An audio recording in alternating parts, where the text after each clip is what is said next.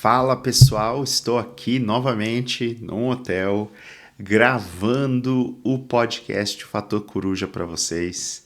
Hoje eu vou falar sobre, de novo, uma coisa que tem muita importância na hora de planejar e de dar uma aula, e inclusive quando a gente faz estudo individualizado em casa sozinho, vai fazer uma diferença, gente. Então, você está fazendo uma coisa que você não deveria. Eu também vou confessar que eu faço muitas vezes. A gente está utilizando os recursos visuais, né, e auditivos de maneira errada. Então, vem comigo que vocês vão entender melhor o que eu vou dizer aqui. Não é um segredo, né? Eu não gosto dessa coisa de segredo, de fórmula secreta. Não é segredo, a gente já sabe disso há alguns anos, há algumas décadas, só que a gente ainda não conseguiu incorporar na nossa rotina, na nossa prática docente, vamos dizer assim, e também como alunos, né? Então vamos lá, o Fator Coruja Podcast, vamos falar sobre carga cognitiva, texto, imagem e a palavra falada. É isso aí, pessoal. Se vocês não me seguem ainda, por favor, gente, olha, tô contando aqui com vocês. Sigam o Fator Coruja, pode ser no YouTube, vocês têm o meu canal no YouTube com todos os episódios e outros episódios daquele canal que eu tentei manter, do desafio da ciência da aprendizagem, mas não rolou. Vocês também podem me seguir na plataforma de podcast preferida de vocês. Então, Spotify, né? Vamos lá. Ou, sei lá, tem Google Podcasts, tem Apple Podcasts, tem qualquer coisa aí. Vocês vão decidir, tá? Às vezes é até melhor. Inclusive, hoje eu vou falar um pouquinho disso, né? A gente tem muito costume de assistir as coisas sempre, né? Eu acho que o ideal é a gente tentar ficar um pouco longe das telas. Então, o formato que eu aconselharia hoje em dia, né, para vocês aprenderem, é podcast sem tela. Hoje em dia, os podcasts, eu sei disso porque eu estou usando o Podcaster, né, do Spotify, eles dão a possibilidade de colocar um vídeo também, né? Então a gente pode fazer o upload do vídeo lá, então a gente consegue até assistir pelo próprio Spotify. Só que acho que é uma demanda dos tempos modernos, né, gente? Tá todo mundo querendo assistir as coisas. Eu acho que vocês deveriam escutar mais do que assistir. Então, por isso que eu digo, se vocês preferirem, liguem aí o YouTube, mas não coloquem a minha cara grande na tela de vocês ou vão direto para algum podcast ou plataforma de podcast, porque é melhor. E eu vou explicar por quê, né, gente? Então vamos falar de duas coisas aqui. Primeiro, vou falar de um cara sensacional que eu posso hoje considerar como um parceiro, né, de projetos aí. E que privilégio poder trabalhar com ele. O nome dele é Jared Cooney Horvath. E eu tô segurando o livro dele aqui na mão. Ele me mandou esse livro, inclusive, que é um livro que, apesar do título estranho, que é Stop Talking, Start Influencing, ou seja, pare de falar e comece a influenciar. É um livro sobre educação, é um livro sobre aprendizagem. E aí ele fala que nesse livro ele compartilha 12 insights das ciências do cérebro, as ciências cognitivas, para fazer com que a sua mensagem realmente fique na cabeça da pessoa. E isso serve tanto no ambiente corporativo quanto dentro da escola, dentro da sala de aula. A gente sabe disso, né? E o que eu quero tirar desse livro aqui para vocês, né? E, aliás, por que eu chamo ele de parceiro, né? Então, vou explicar rapidinho aqui. A gente se encontrou, por acaso não, eu já li alguns livros dele, né? E ele estava no LinkedIn, gente, buscando alguém para fazer um projeto em algum outro país, que não fosse a Austrália ou os Estados Unidos, né, onde ele implementou esse projeto da aprendizagem, né? Ele chama de The Learning Blueprint. E aí eu vi que ele estava buscando alguém e falei, eu trabalho com isso, trabalho com ciência da aprendizagem, eu tenho um livro, vamos tentar fazer alguma coisa. E aí a gente se encontrou, e aí a gente começou a colaborar. Ele tem um curso sensacional para escolas, eu represento esse curso aqui no Brasil. chamado The Learning Blueprint, como eu disse. A gente traduziu para o projeto da aprendizagem. E basicamente esse curso ajuda o corpo docente, a gestão da escola, a entender melhor como a gente aprende, usando evidências da ciência da aprendizagem.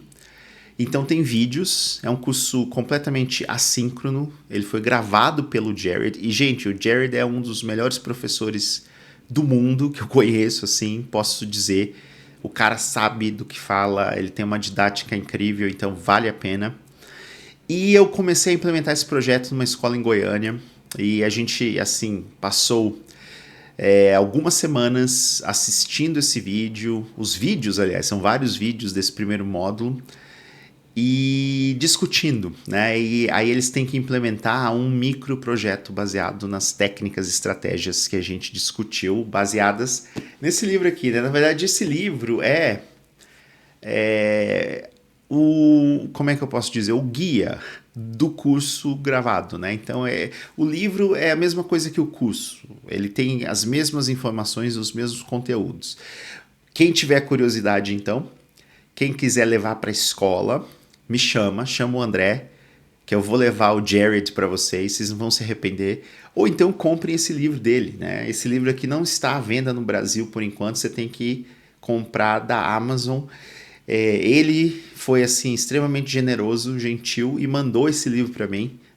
Então eu comecei a ler, ainda não terminei porque eu estou taking my time, né? Tô indo devagar, gente. Tô refletindo sobre muitas coisas, mas eu já tô chegando.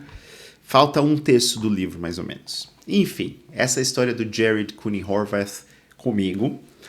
Lembrando, eu também tenho o meu livro, tá, gente? Com linguagem simples. Eu tenho vários aqui, porque eu estou em São Paulo para fazer um lançamento. Acho que eu já falei num episódio anterior de um outro livro sobre educação bilíngue, aí eu vou falar sobre o meu capítulo, mas esse livro aqui, meu, Ciência da Aprendizagem, Estudando com a Ciência da Aprendizagem, vocês podem comprar o e-book na Amazon ou na loja da UICLAP, UICLAP, o livro físico, tá, gente? E tem 10 estratégias aqui. O Jared tem 12 e eu tenho 10, mas muitas são basicamente a mesma, né? Então o que eu quero falar aqui para vocês? O que a gente faz de errado nas nossas aulas, quando a gente planeja e quando a gente dá aula e quando a gente estuda de maneira individualizada, em casa, ou sei lá, na biblioteca, enfim, no laboratório de informática. A gente mistura muitas coisas que não se misturam bem. E aí a gente acaba causando, e eu já falei muito disso, um negócio chamado sobrecarga cognitiva, né? Por isso que eu tô falando aqui, olha, assistir vídeo toda hora não é tão bom assim. Quando a gente já tá assistindo um vídeo que tem só eu aqui, por exemplo, quem tá me assistindo tá vendo só minha cabeça, tá vendo um quadro do Nirvana ali atrás no hotel, né? E é um pouco melhor, né? Mas talvez você tenha se distraído com a carinha ali atrás do Nirvana e começou a pensar na banda e foi embora, né? Porque tem informação demais, informação desnecessária para o conteúdo que eu quero passar. O conteúdo que eu quero passar é a ciência da aprendizagem, essas técnicas, estratégias que vão te ajudar e de repente aparece o Nirvana ali atrás. Não deveria estar lá, eu poderia até ter mudado o ângulo. Mas eu fiz de propósito, gente. Quem está me assistindo viu que eu cortei ali o pedacinho do Nirvana, porque eu tenho certeza que teve gente que começou a tentar decifrar. O que está escrito ali?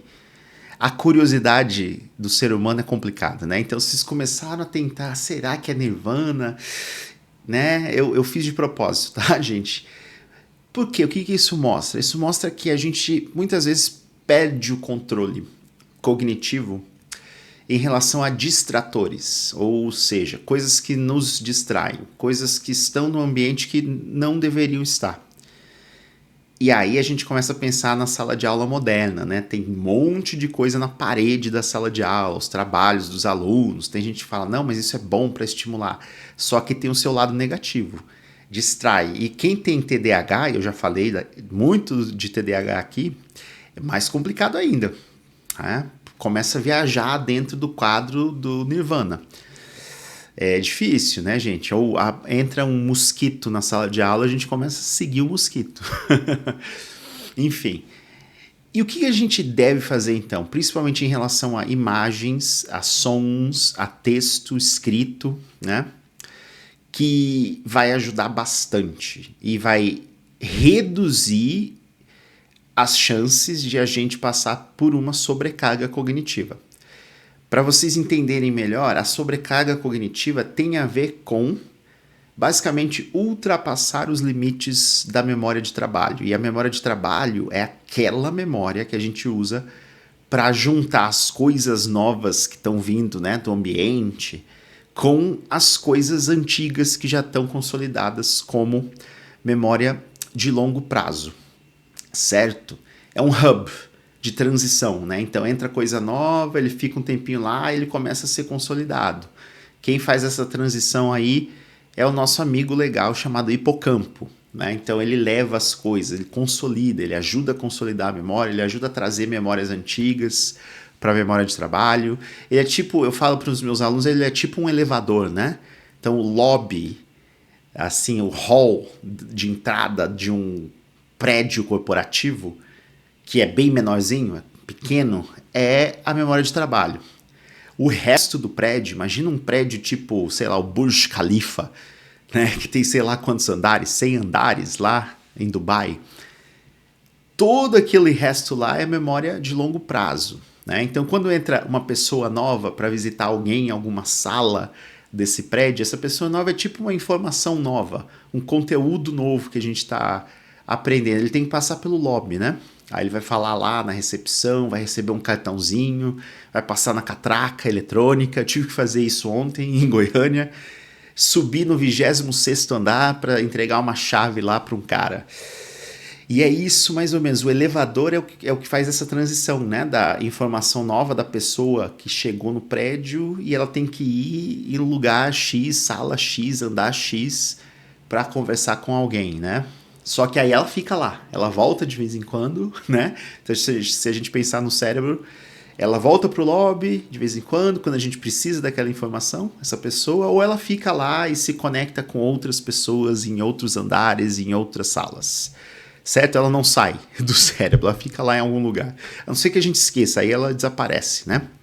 Faz sentido isso, gente? Então, como o lobby é pequeno, não dá para colocar um monte de gente de uma vez no lobby. Mesmo porque a gente tem, sei lá, 5, 6 recepcionistas ali, né? E computadores para fazer o cartãozinho de visita e mandar. Então é complicado, né? É mais ou menos assim que funciona a nossa memória de trabalho e a consolidação. E o que a gente faz de errado, basicamente, ele vai discutir, o Jared, nos 2 primeiros capítulos. Eu vou falar disso também nos primeiros capítulos, a partir do capítulo 4, que é carga cognitiva. Mas o Jared, ele é muito mais especializado do que eu, né, gente? Assim, uma referência mundial. Ele vai falar no primeiro capítulo da junção de text and speech, ou seja, texto com fala. Texto com fala. E no capítulo 2 ele vai falar de imagens, acho que é images and speech, se eu não me engano. Exatamente. Images and speech. Ou seja, imagens e fala. Qual que é um grande erro? E isso aqui é mais assim para professores do fundamental, anos finais, do ensino médio e universitários, tá? O grande erro é a gente colocar um monte de texto no slide.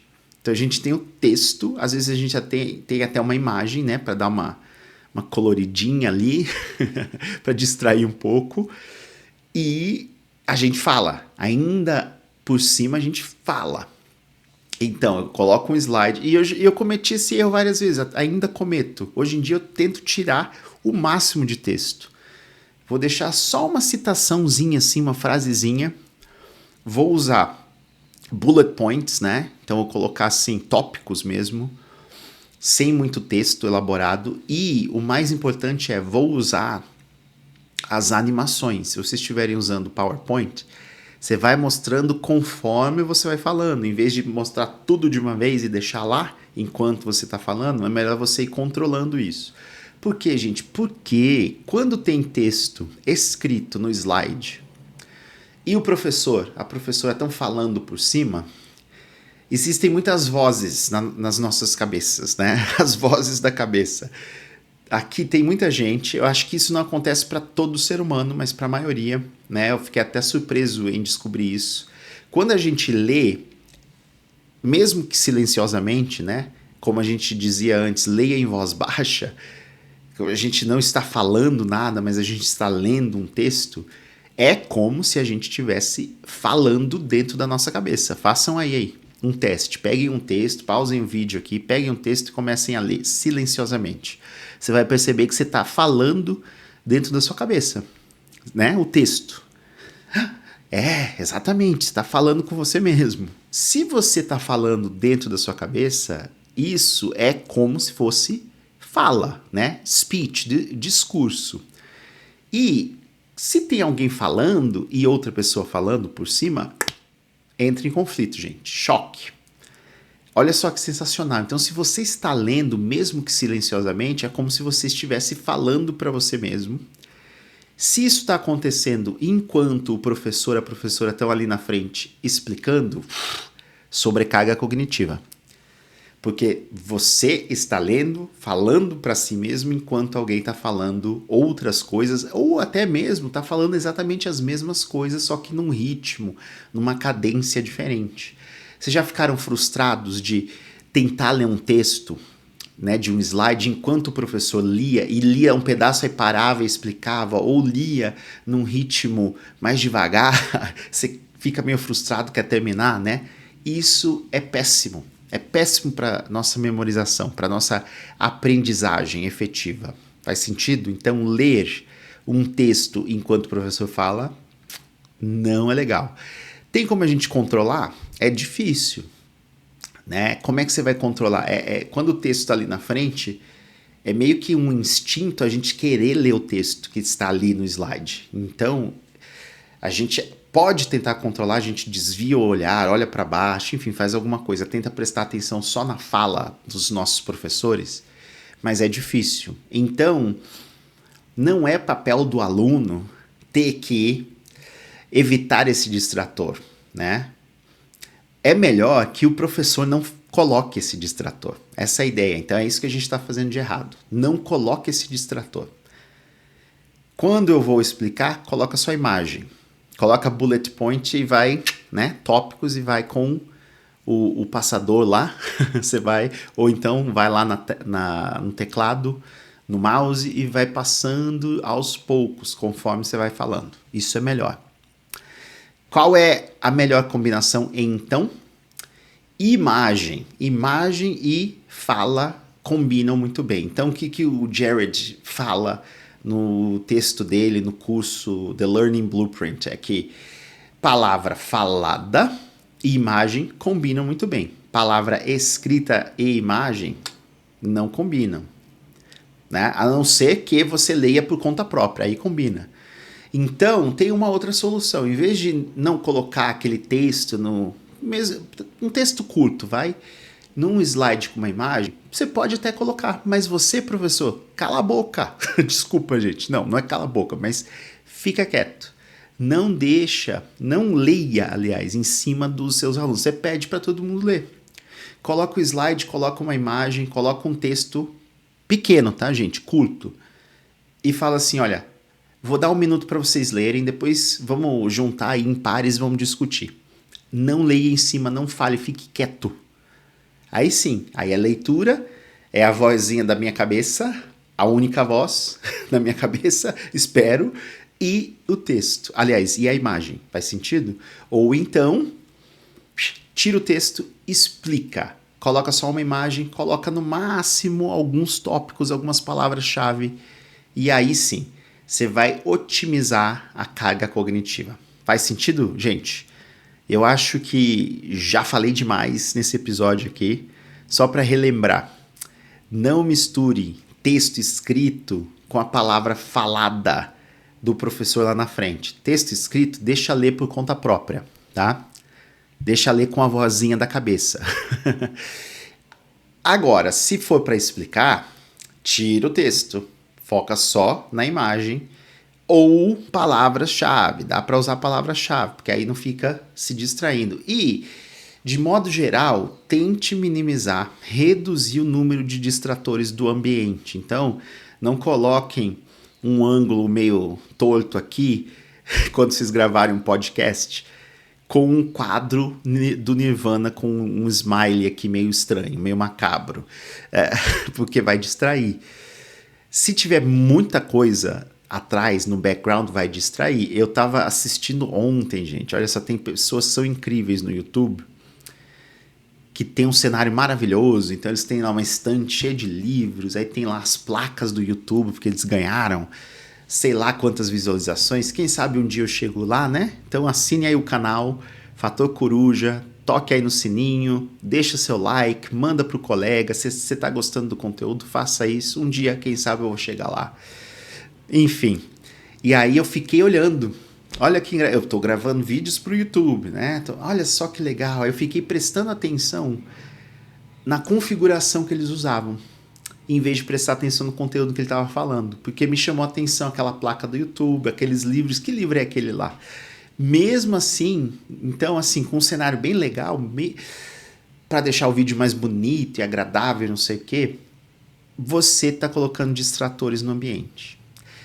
E aí é difícil a gente achar o equilíbrio, né? Qual que é o ponto certo? Você vai fazendo com uma tela completamente preta atrás, né? Você vai tirar tudo. O ideal seria isso, né? Pra gente realmente focar só no conteúdo. Mas também a gente não precisa ser tão extremista, né?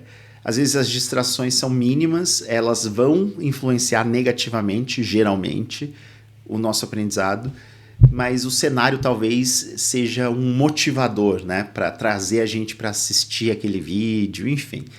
Então, nem tudo é mágico, aliás, receita fixa, nem tudo é fórmula mágica. Então, não dá para dizer, tire tudo, coloque aí um fundo preto e pronto, né? Vai depender de outras coisas também.